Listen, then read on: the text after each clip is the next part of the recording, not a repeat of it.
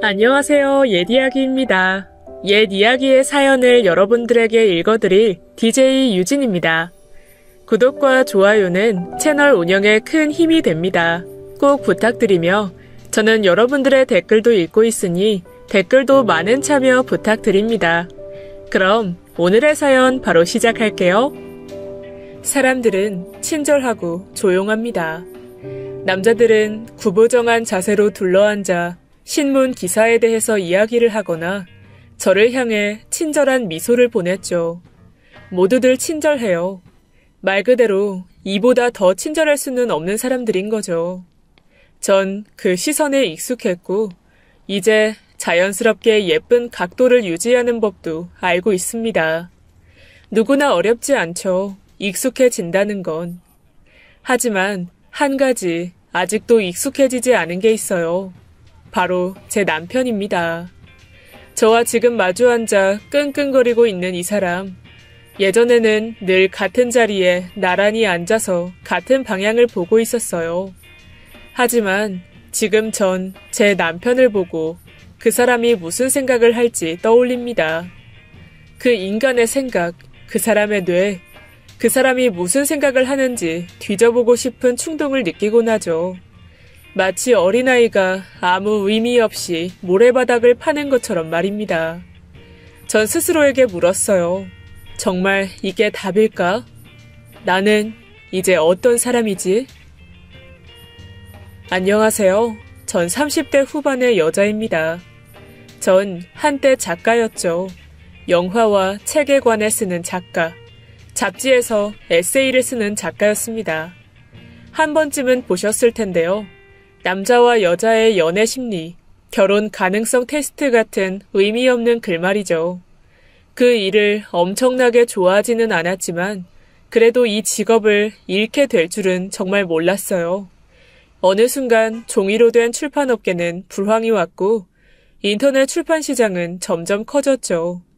덕분에 대학 졸업을 하기도 전부터 시작했던 일을 순식간에 빼앗겼습니다. 그리고 전 제가 검지로 코를 막고 비웃던 여자들처럼 취직이 아니라 취집을 선택하게 되었죠. 남자친구였던 사람이 남편이 된다는 건 참 이상한 일이었어요. 하지만 그 사람을 사랑하는 것은 진심이었죠. 자의식이 지나쳐 모든 게 귀찮고 거만한 남자들, 자신이 똑똑하다고 뽐내는 남자들, 허세에 찌들어 계속 희망 고문하는 부류의 남자에 그 사람이 포함되지 않은 것만으로도 감사했습니다. 친절하지만 거절은 할 줄 알고 다정했지만 저에게 한정적이었죠. 무엇보다 결혼을 결심한 이유 중 가장 큰 건 외모였습니다. 솔직하게 인정해요. 눈이 핑핑 돌 것 같은 외모 말이죠. 남편은 드라마에 나올 법한 자수성가를 했지만 알고 보니 재벌 2세 같은 남자였습니다. 실제로 그 사람이 지나가면 여자들은 괜히 시선을 돌렸다가도 이내 다시 뒤를 돌아볼 정도였어요.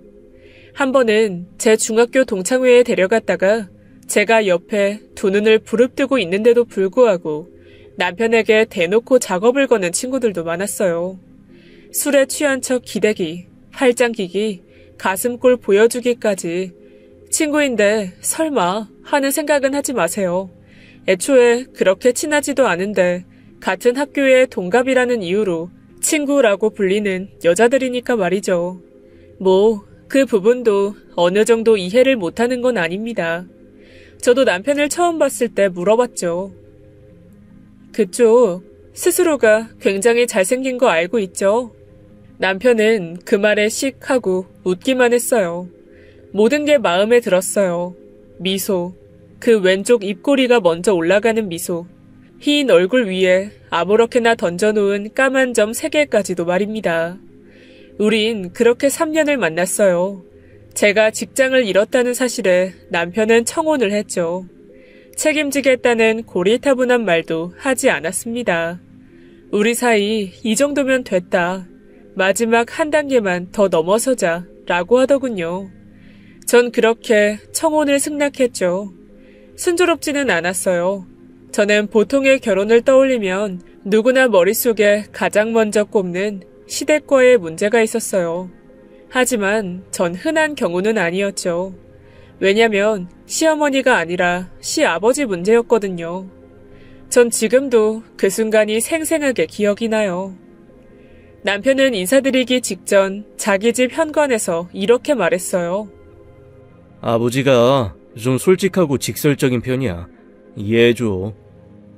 그렇게 저를 준비시킨 후에 집으로 들어섰어요. 시어머니는 통통했지만 얼굴은 우아하게 아름다웠고 시아버지는 훤칠하고 중후한 멋이 있었죠. 그런데 시아버지의 눈빛은 감탄을 멈추게 했습니다. 저를 아래 위로 천천히 훑어보던 혓바닥 같은 눈빛. 처음에는 짐작도 할 수 없었죠.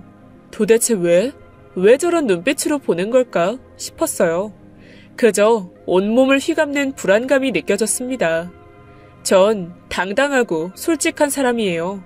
하지만 시아버지는 저를 어찌할 바 모르게 만들었죠. 화가 나서 입을 꽉 다물고 있는 시아버지의 태도에 제가 할 수 있는 건 관심을 꺼버리는 것이었습니다. 꺼져야 할 때를 아는 것, 제가 그런 쪽은 자신이 있거든요. 전 말을 많이 하는 법도 없어요. 제 속에서는 수없이 말들이 재생되고 있지만 입 밖으로 끄집어 올리는 건 잘 누를 수 있는 사람이거든요. 아가씨, 여기 앉아요. 왜 그렇게 서 있어요? 앉아. 전 말없이 힘이 몽땅 빠지는 기분으로 혼자 소파에 앉았어요. 시아버지의 불쾌한 눈빛이 저를 향하고 있는 건 여전했습니다. 전 그 끈적거리는 시선을 정면으로 마주보고 싶은 충동을 느꼈지만 참았어요. 결혼으로 뛰어들기 위해서는 반드시 거쳐야 하는 과정일 뿐이라고 속으로 몇 번을 생각했는지 모릅니다. 참아야 된다, 참아내야 된다, 계속 되뇌었죠. 근데 넌 운동 같은 거 전혀 하지 않냐? 아직 어린 나이인데 벌써부터 그렇게... 좀 아버지, 또 왜 그러세요? 제발. 내버려 둬라. 시어머니는 제 손을 잡고는 한번 흔들었습니다. 저 양반이 매번 나한테도 저런 식으로 말해서 버릇이 됐다. 살 빼라 뭐 해라 그런 말은 습관이야. 마음에 담아두지 말거라. 알았지? 저는 네 하고 기죽은 듯 대답했지만 이미 마음에 담았죠. 솔직한 것과 무례한 건 엄연히 다르거늘 시아버지의 무례함에 전 화가 났어요. 자존심도 상했죠. 누구라도 그랬을 겁니다. 하지만 인정할 건 있었죠. 일자리를 잃고 나서 운동을 전혀 하지 않은 건 사실이었으니까 말입니다. 타고난 풍채도 있고 희한하게 30대가 되고서는 운동을 멈추는 즉시 옆구리에 툭툭 살집이 느껴졌죠. 항상 당당했지만 이제는 직업도 없는 여자가 되니 자신감도 사라졌어요. 전 저와 남편이 어울리지 않는 짝은 아닐까 걱정했어요. 집안의 살림이나 내조에 열광하는 여자를 만났더라면 축복받는 결혼을 하고 남편도 더 행복하지 않을까 상상했습니다. 인사가 끝난 뒤에 남편은 솔직히 실망스러웠어요. 그 사람은 그 이후에 벌어지는 일들에 대해 방관했죠. 자신의 부모와 저의 사이를 중재해주지 않았습니다. 저를 자신의 가족에게 스며들 수 있도록 적응할 수 있도록 신경을 써야 했지만 오로지 문제점을 퍼나르는 것에만 신경을 썼죠.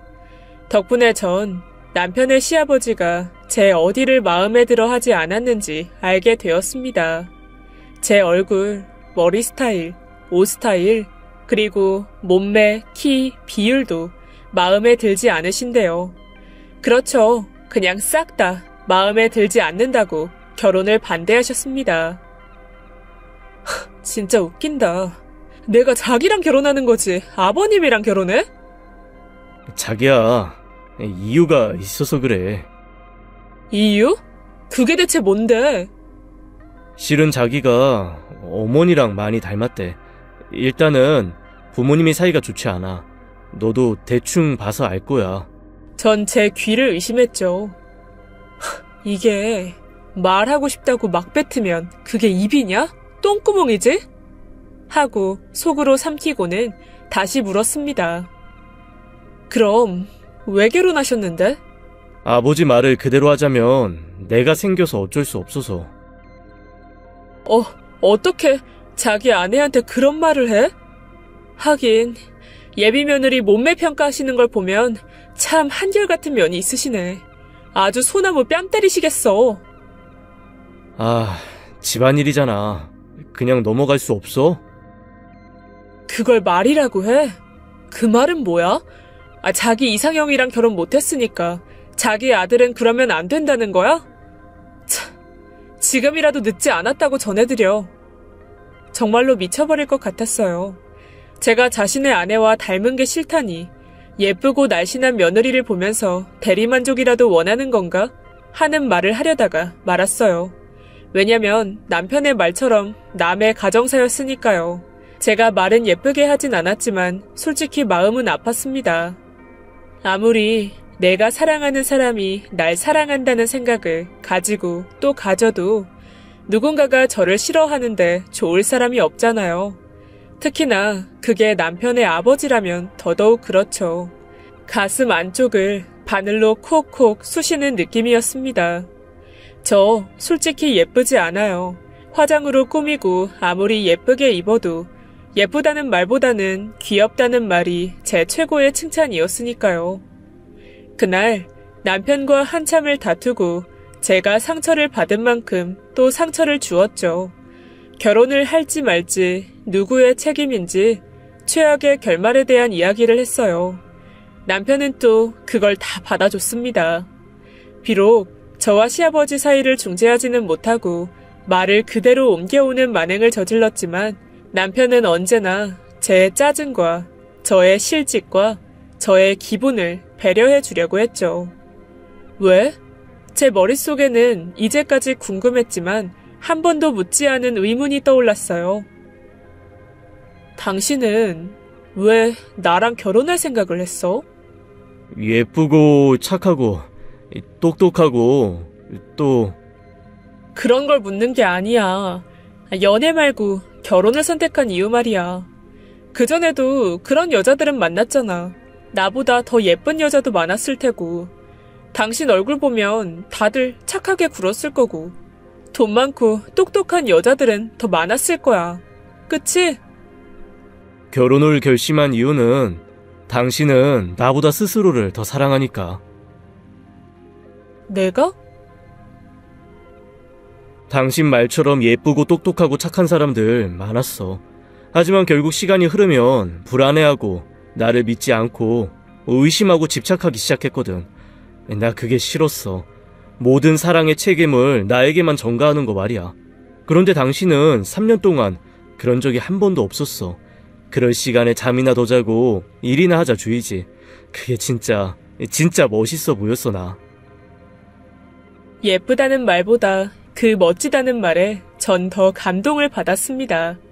맞아요. 전 제 자신을 깎아내면서 하는 연애를 좋아하진 않습니다. 애초에 떠날 사람은 붙잡아도 떠난다고 생각하기 때문이죠. 그래서 전 불안해하는 대신에 더 열심히 사랑했어요. 그게 제 연애의 방식이었고 남편은 그런 저를 사랑한 것입니다. 전 그 이야기에 눈물을 쏟았어요. 시아버지의 가시 있는 말을 눈덩이처럼 굴려서 남편의 사랑까지 의심하다니 제 자신이 한심하게 느껴졌죠. 더는 화를 내고 싶지 않아졌고 화를 내야 하는 것인지조차 모르게 되었습니다. 남편은 저의 옆으로 다가와 저를 껴안으며 제 목에 얼굴을 묻었죠. 우리 둘은 동시에 말했습니다. 미안하다고. 저희는 결혼하게 되었어요. 축복은 받지 못해도 행복한 것처럼 오로지 서로만 곁에 있으면 행복해질 거라는 바보 같은 다른 부부들처럼 말입니다. 결혼 후 시댁으로 들어온 지 한 달째 저는 착한 며느리가 되어가고 있는 중이었어요. 물론 적응은 하지 못했지만요. 제가 고른 가구들은 시댁과 어울리지 않아서 겉도는 것처럼 보였죠. 분명히 그 집은 넓고 쾌적했지만 세월의 흔적까지 고스란히 있는 고풍스러운 느낌이었어요. 그래서 제가 가져온 눈처럼 하얀 가구들은 이곳에서는 우스꽝스러워 보였습니다. 전 예전에 살던 제 집을 그리워했죠. 심지어 쿵쿵거리는 적당한 층간소음까지도 말입니다. 아침 6시 30분이 되면 침대에서 일어나 비틀거리며 아침 식사를 준비했죠. 그럼 시아버지가 거실에서 나오십니다. 종이로 된 신문을 읽고 있으면 저는 사과 주스를 갈아서 준비해두죠. 시아버지는 운동을 나가시기 직전에 바로 드시고 나가십니다. 물론 그때도 저를 위아래로 훑어보시죠. 대부분은 혀를 끌끌 차는데 정확히 제 어떤 부분이 최악인지 곁들일 때가 더 많습니다. 한 번은 제 얼굴을 보고 늘어진 고무 같다고 할 때도 있었고 한약을 잘못 먹어 부작용 같은 게 있냐고도 물으셨죠. 보통은 옷은 그게 뭐냐, 얼굴에 뭐라도 찍어 발라라, 운동은 영 할 생각이 없는지 그런 거에 대해서 툭툭 던져놓고 가시곤 합니다. 속이 부글부글 끓어올라도 참았죠. 영업하는 사람들의 미소와 수줍은 듯 옷매무새를 살피는 것으로 대답을 대신했어요. 정말 유난스럽지 않니? 이해를 할 수가 없다니까. 조금요. 네가 이해해라. 딱 너희 나이쯤에 굉장히 아팠어. 그 뒤부터 운동이며 몸관리며 이런 거에 예민해졌거든. 허나 정작 시어머니는 그런 자신의 남편을 이해하지 못하죠. 왜냐면 시아버지가 공격하는 게 저에게만 해당하는 건 아니었기 때문입니다. 시어머니 역시도 매일 저와 비슷한 소리를 들으셨거든요. 그래도 다행히 시어머니는 좋으신 분입니다. 남편과 묘하게 닮은 구석이 있어서 대하는 것도 한결 수월하죠.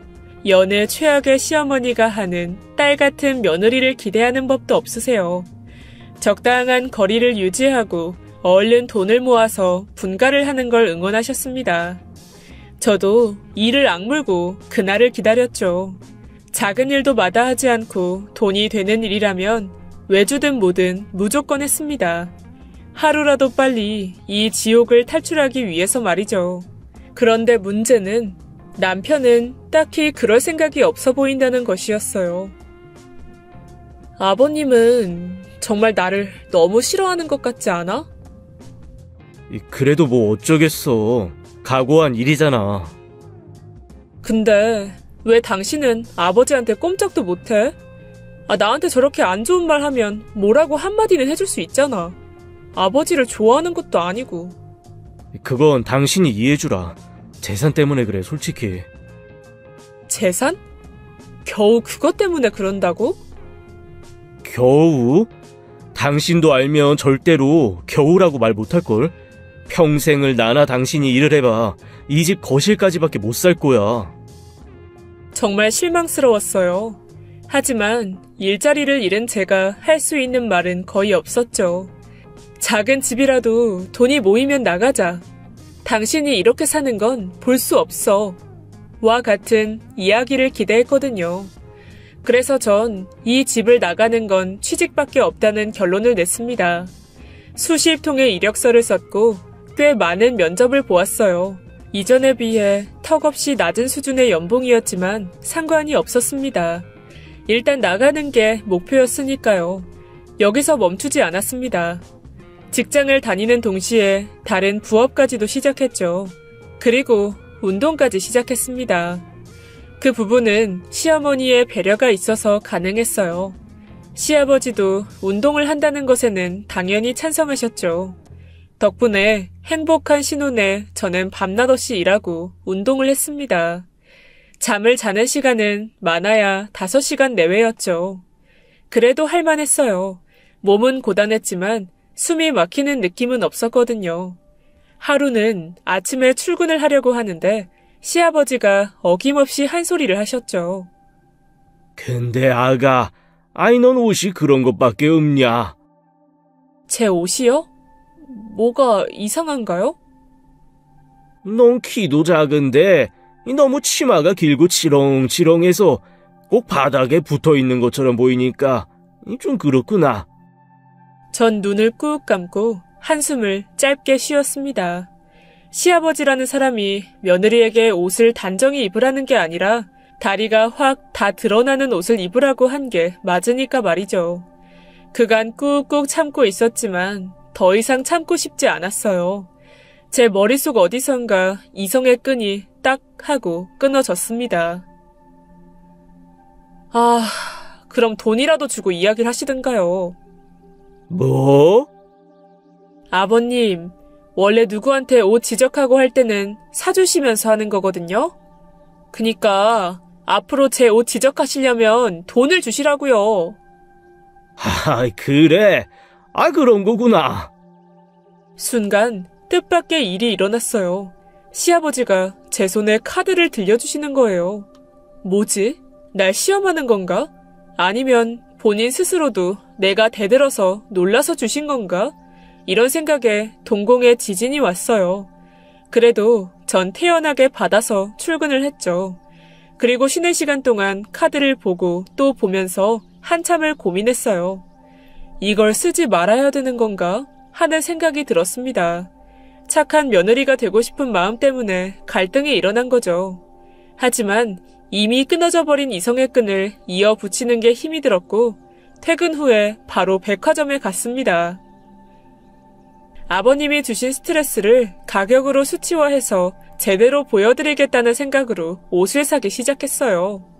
전 태어나서 그렇게 많은 옷을 사본 게 처음이었죠. 카드 결제 소리가 날 때마다 스트레스가 풀리는 듯 했습니다. 명품 가방도 처음 사봤죠. 손은 덜덜 떨렸지만 굉장히 짜릿했어요. 한도가 얼마일지 궁금했고 제가 얼마를 쓰면 카드를 정지시킬지에 대한 호기심마저 들었습니다. 하지만 전화도 오지 않았고 카드도 정지되지 않았죠. 더 이상 제 양손에는 무언가 더 끼워 넣을 틈도 없었어요.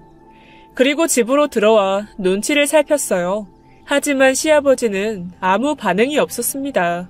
그게 더 무섭더라고요. 그리고 제가 쭈뼛쭈뼛 카드를 도로 돌려드렸을 때 말씀하시더군요. 그냥 너 쓰거라. 피부 미용인가? 그런 것도 받고. 뭐야? 이런 반응은? 정말 아무렇지도 않다고? 너무 놀라웠죠. 딱히 엄청난 감동이 있었던 건 아니에요. 제가 돈을 좋아하기는 해도 그렇게 속물은 아니었거든요. 단지 그때 깨달았죠. 어쩌면 시아버지가 굉장히 단순한 사람인데 내가 너무 복잡하게 생각했을지도 모른다는 걸 말입니다. 전 그 뒤부터 시아버지가 제 외모에 대해서 한 소리 할 때마다 그때 반응을 했어요. 아버님도 배가 좀 나온 것 같다. 피부 관리 좀 하셔야 될 것 같다. 점이 거슬리니까 그것도 빼라고 하면서 말입니다. 그랬더니 정말 그렇게 하시더라고요. 정말 별거 아니었죠. 제가 착한 며느리가 되는 걸 포기하니 모든 문제가 아무것도 아닌 것처럼 느껴졌습니다. 덕분에 겸사겸사 저는 점점 예뻐졌고요. 실제로도 주위에서 반응을 할 정도로 전 조금씩 변하고 있었습니다. 제 생애 최저의 몸무게를 갱신했고 피부는 한창인 20대였을 때보다 좋아졌어요. 관리라고는 선크림이 전부였던 저에게 당연한 결과일지도 모릅니다. 퇴근 후에는 림프 마사지를 받고 레이저 치료도 하고 잡티와 요철까지도 싹 다 지웠죠. 신기한 건 그 이후로 시아버지의 잔소리도 하나 둘 사라진다는 거였습니다. 저의 변화에 남편 역시도 굉장히 만족해했어요. 다만 그게 시아버지의 카드로 만들어졌다는 것은 비밀로 했습니다. 이게 익숙해지니 시집살이도 할만했죠. 그런데 바로 문제가 터졌어요. 임신이었죠. 사랑하는 남자의 아이를 가지는 일, 누구나 결혼을 하면 당연하다고 받아들이는 그 일이 덜컥 저에게 생긴 겁니다. 드라마나 영화를 보면 임신 소식을 알리면 남자는 기쁨에 어쩔 줄 몰라 여자를 들어올리고 식구들에게는 모두에게 축하를 받곤 하잖아요. 그리고 아직 튀어나오지도 않은 자신의 배를 만지면서 모성애를 느끼는 여느 여자를 보면서 상상을 해봤습니다. 나도 과연 저렇게 될 수 있을까? 자연스럽게 모성애가 생길까? 하지만 솔직히 전 겁이 먼저 났어요. 너무 무서웠죠. 전 아마도 어딘가 삐뚤어져 있는 듯 했어요. 임신 확정을 받았을 때 입을 반쯤 벌리고 고개를 저었어요. 나 임신했어. 임신이래. 정말? 진짜야? 내가 아빠가 된다고? 소식을 알렸을 때 남편은 영화처럼 저를 끌어안아주고 진심으로 기뻐하더군요. 정말 해맑게 웃어주는 저희 남편 덕에 두려움이 조금은 덜어지는 것 같았습니다. 그래서 전 속으로 이런 생각이 들었죠. 어쩌면 이런 이유 때문에 아이를 가지는 건가? 하지만 그 생각은 얼마 가지 않았습니다. 시아버지는 제 임신을 굉장히 못마땅해 하셨고 심지어 얼굴에 고스란히 드러났죠. 꼭 지금 낳아야 하냐? 네? 아니, 아이를 가지면 이래도 지장이 있을 거고 여자들은 몸매도 변하고 이 호르몬 모시기 그런 것 때문에 성격도 변하고 이 살도 찌고 할 텐데. 당신, 그게 며느리한테 할 소리라고 생각해요? 난 그냥 걱정이 되니까. 아버지, 그건 아니죠. 당장 사과하세요.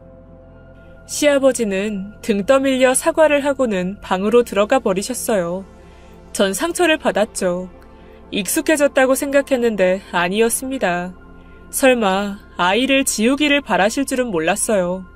이 정도로 강박을 가진 사람이라면 이 짓을 언제까지나 하실 거라는 생각이 들었죠. 제가 40이 되면 더 심해질 테고 그보다 더 나이가 들면 더더욱 숨이 턱 막히더군요. 그래서 전 그날 이후에도 운동도 일도 이전처럼 똑같이 했습니다. 제가 바보 같나요? 저도 그때를 돌이켜보면 왜 그랬는지 모르겠습니다. 하지만 그때는 그게 최선이었어요. 아니면 저도 약간 미쳐버린 건지도 모르겠습니다. 전 늘 완벽한 결혼 생활을 할 수 있다고 생각했어요. 사람들이 이혼을 하는 이유는 인내심이 없기 때문이라고 확신했죠. 하지만 1년이 넘는 결혼 기간 동안 알게 된 것은 하나였어요. 혼자서는 아무것도 바꿀 수 없다는 걸 말이죠. 남편은 항상 바빴고 저는 계속 피곤했죠. 제가 시아버지에 대한 이야기를 꺼내고 힘들다는 말에 남편은 이전처럼 가슴 아파하지도 않았어요. 그보다 저를 피곤하고 예민한 여자로 몰아가는 게 훨씬 편했겠죠. 전 다를 거라고 생각했지만 그렇지 않았어요. 어느 날부터 문득 의심이 생기기 시작했죠. 왜 날 예전처럼 사랑해주지 않아? 왜 그렇게 피곤한 표정으로 내 이야기를 들어? 불만이 하나 둘 늘어났습니다. 정말 시아버지 말처럼 임신 때문에 제 성격이 변하기라도 한 걸까 싶었어요. 그러다가 전 퇴근한 남편의 양복을 코에 가져다 대고 휴대전화를 몰래 훔쳐보고 말았죠. 하지만 단순한 기호일 뿐이었어요. 아무것도 없었죠. 저에게는 여자의 촉 같은 건 존재하지 않는다는 걸 인정해야 했습니다. 그러나 얼마 후 곧 진실을 알게 되었어요. 전 그 사람들을 보았습니다. 제 남편은 그 정도로 멍청한 사람이었죠. 임신 8주, 눈이 내리던 어느 밤, 전 너무 외로웠어요. 하루는 남편을 깜짝 놀라게 해줘야지 하는 생각에 난생 처음으로 회사 앞으로 찾아갔죠. 그런데 제가 도착한 바로 그때 남편은 한 여자와 함께 회사를 나서고 있었습니다. 전 주차장에 겨우 그들과 몇 발자국 떨어지지 않은 곳에 있었지만 남편은 제 존재를 알아채지도 못했어요. 전 그들을 따라갔죠. 남편은 그 여자를 반쯤 끌어안고는 목도리를 휘감아 주고 있었어요. 그리고는 시내 한가운데에서 키스를 했죠. 내 남편이 바람을 피우고 있어. 저는 멍하고 단조롭게 생각했어요. 상황 자체를 받아들이지 못했던 것 같아요. 너무 흔한 이야기잖아요. 제가 쓰던 잡지책에서 한 번쯤은 봤을 법한 어린 여자에게 남편을 빼앗긴 이야기 말입니다. 불륜, 세상에서 가장 흔해 빠졌지만 재밌는 이야기죠. 그런데 여기에 더욱 충격적인 것은 그 자리에 시아버지가 나타났다는 겁니다. 키스를 하는 제 남편과 상간녀 사이에 불쑥하고 끼어드는 것을 봤죠. 그런데 남편은 웃고 있었고 여자는 인사를 했습니다. 멀리서 보았지만 그들은 분명 서로 아는 사이 같아 보였어요. 시아버지가 그토록 원하던 늘씬하고 예쁜 짧은 치마를 입은 여자를 노려보다가 그 자리에서 빠져나왔습니다. 생각 없이 한참을 걷다가 전 아랫배의 통증을 느끼면서 주저앉았어요. 정신이 하나도 없었죠. 구급차가 왔고 병원으로 이송되었어요. 유산에 징조가 있었다고 하더군요. 큰일 날 뻔했다고, 스트레스가 그 원인일 수도 있다고 했고 영양 상태도 몹시 나빠서 여러 요인이 원인으로 작용했다고 빨리 병원으로 와서 다행이라고 말입니다. 눈물도 나지 않았어요. 제가 나쁜 사람으로 보일 순 있겠지만 전 아이에 대한 걱정은 하지도 않았어요. 이혼을 해야 될 것 같았으니까요. 남편에게 전화를 걸었고 병원으로 오라고 했습니다. 하지만 병실에 나타난 건 시아버지였어요. 하필이면 그 순간 가장 마주치고 싶지 않은 사람이었죠. 어떻게 왔는지는 남편과 함께 있었다는 사실을 아니까 묻지도 않았어요. 습관적으로 내 머리 모양이 이상한가? 화장이 번졌나? 하는 생각이 들었을 때 그때 알겠더라고요. 이 결혼은 돌이킬 수 없게 되었다는 걸 말입니다. 왜 오셨어요? 지금 아버님 보고 싶지 않은데요, 저. 아들은 지금 일이 생겨서. 저 이혼할 거예요. 그러니까 아버님 이제 그만하세요. 그리고 당장 나가요. 아가. 그 예쁘고 날씬한 새 며느리한테 가보시라고요. 시아버지의 눈이 엄청 커졌다가 다시 작아졌죠. 그리고는 손을 덜덜 떨면서 제 침대 쪽에 걸터 앉았습니다. 본 거냐? 본 거야. 왜요? 직접 소개해 주셨어요? 아버님이? 저를 미워하는 건 알았지만. 아니야. 난 널 미워하지 않는다. 정말이야. 단지. 제가 못생기고 뚱뚱해서요? 그게 아니야. 넌 나랑 닮았으니까. 도대체 그게 무슨 소리죠? 나가세요. 제발요. 내가 미안하다. 나도 모르게 내가 실수했어. 너한테 그동안 모질게 군 거 안다. 하지만 정말로 네가 미웠던 거 아니야. 시아버지는 한참을 망설이다가 이야기를 꺼내놓기 시작했어요. 내 결혼은 불행했다. 하지만 난 내 아내를 사랑했어. 문제는 나만 사랑했다는 게 문제였지. 그게 제 남편과는 무슨 관계가 있는데요? 저랑 닮았다는 부분이 그거란 뜻인가요? 저 혼자만 남편을 사랑했다는 말? 아버님, 해도 해도 너무하시네요.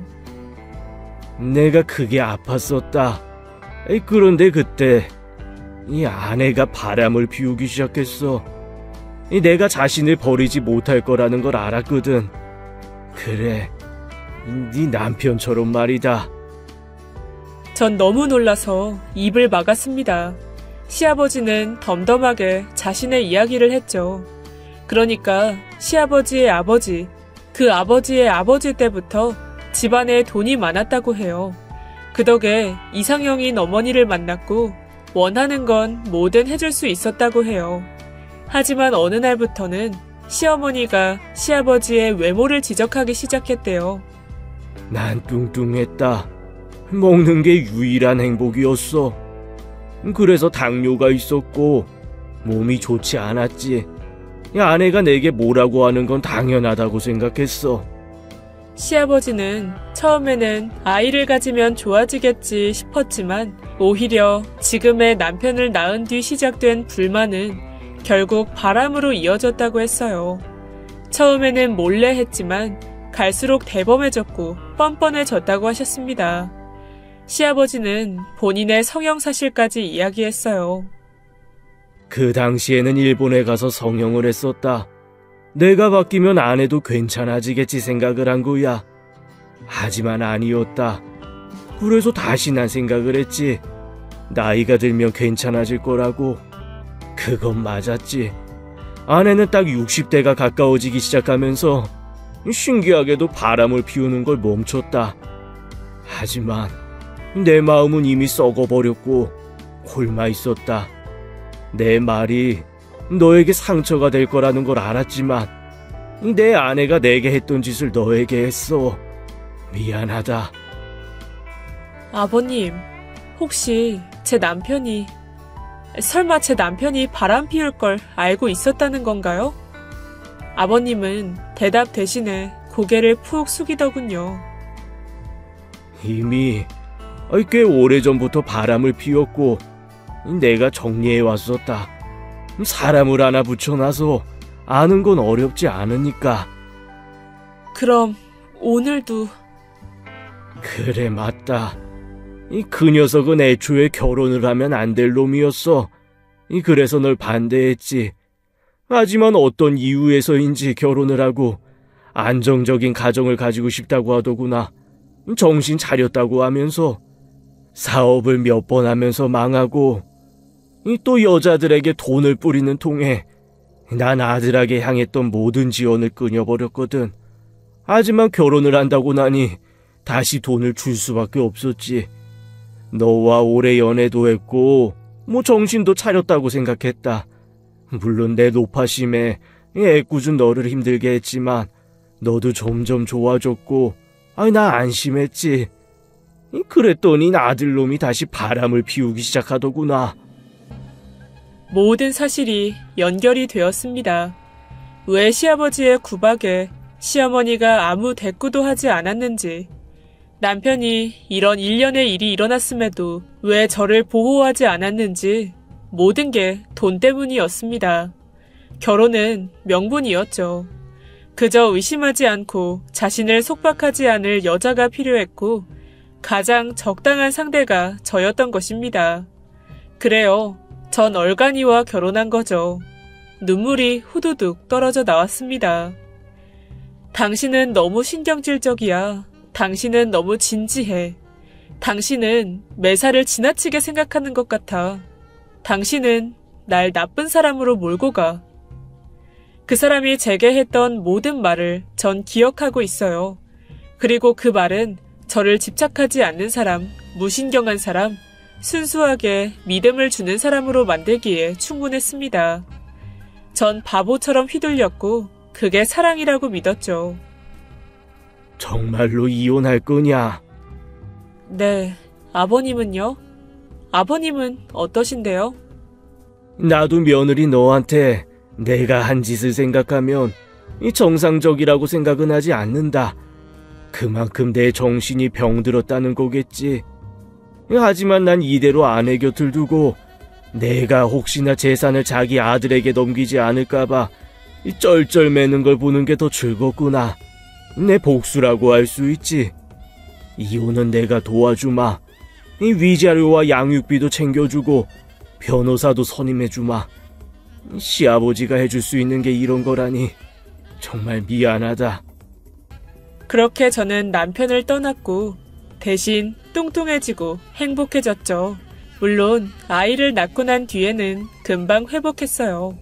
마치 처음부터 그랬어야 한 것처럼 말이죠. 전 이혼 후에 한 달에 한 번 정도 시아버지와 통화를 했어요. 일정한 거리는 유지했지만 늘 손녀의 안부는 궁금해하는 여느 무뚝뚝한 할아버지처럼 말이죠.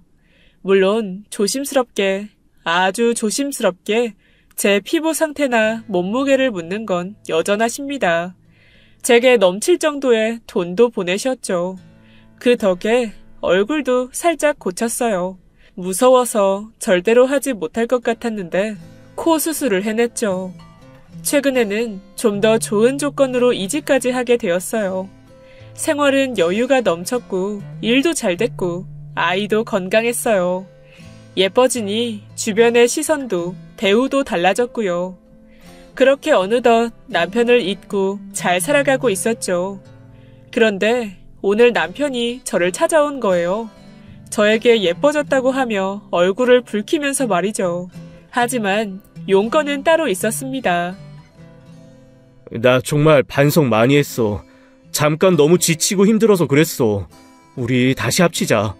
나 아이도 보고 싶고 아이도 아빠 없이는. 아버님이 당신이 찾아올 거라고 이야기해 주셨어. 유언장 공증 때문에 이러는 거 다 안다는 말이야. 당신은 유산 거의 못 받는다며? 우리 딸 앞으로 유산 다 넘기신다던데? 그게 아니야. 정말로 당신을. 근데 자기 왜 이렇게 관리를 안 해? 보기가 좀 그렇다. 하긴 이제 돈 없으면 바람도 피우지 못하겠네. 지금 상태를 딱 보니까. 그지? 남편을 보기 좋게 한 방 먹였어요. 별거 아닌 말이라고 생각하시겠죠. 하지만 원래 진짜 최고의 복수는 정말로 잘 사는 거, 보란듯이 잘 사는 거 아니겠어요? 이 이야기를 시아버지께 들려드렸더니 정말 크게 웃으셨습니다. 전 시아버지가 그렇게 웃는 걸 처음 봤어요. 그러면서 자신도 분발해서 더 괴롭히겠다고 다짐하셨습니다. 하지만 전 시아버지도 하루라도 빨리 이혼을 하셨으면 좋겠다고 생각해요. 적어도 제 생각은 그렇죠.